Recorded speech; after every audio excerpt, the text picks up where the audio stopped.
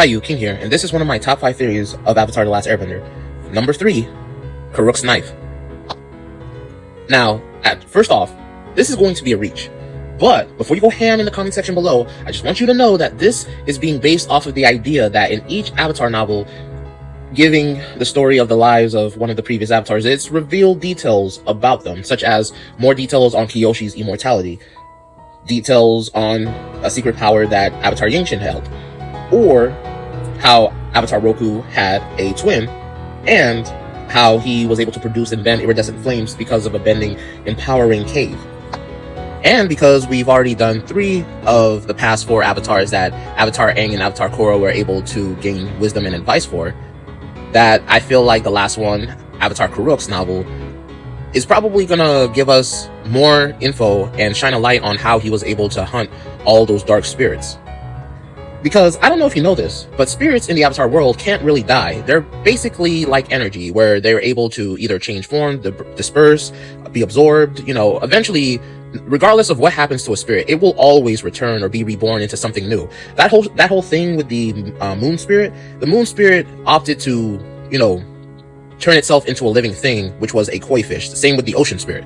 So a spirit can technically die via that, but even still, they would return as shown in the Avatar comics with that spirit that the old spirit, General Old Iron, believe was like gone because she turned herself into a human, and then she died, but her spirit still remained like centuries later.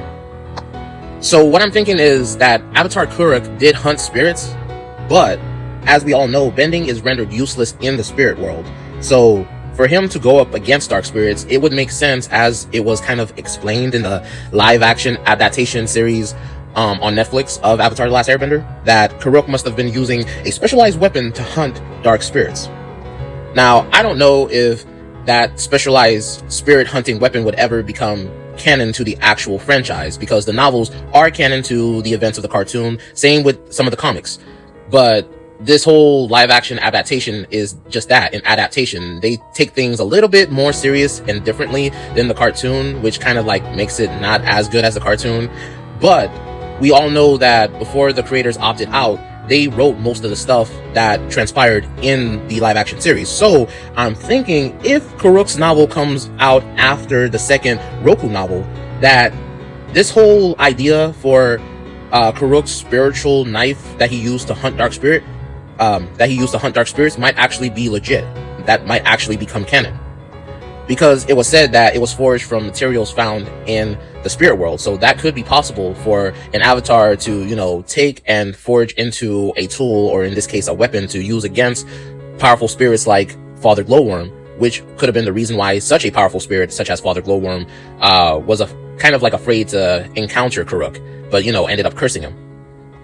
And if such an item does exist, it'd be cool for plot reasons, because who knows, maybe an antagonist could use it against the new avatar after Korra, or heck, maybe someone used it on Korra, and this could have been what led into the triggering of that cataclysmic events that ends up destroying the 4 nations and putting the 7 havens in their place. Or maybe it could be a weapon to be used by an ally of the new avatar, or heck, maybe the new avatar herself. That'd be cool. But all of these are just theories. Tell me your thoughts about how credible it could be in the comment section below. Again, I'll say it is a reach, but there's like legitimacies for it to be possible. So yeah, for more Avatar theories like this, ring that notification bell so you know first when it drops, and like, share, subscribe, and follow at King of Theories on all platforms, especially my TikTok and YouTube channels. And until the next Avatar videos, stay great.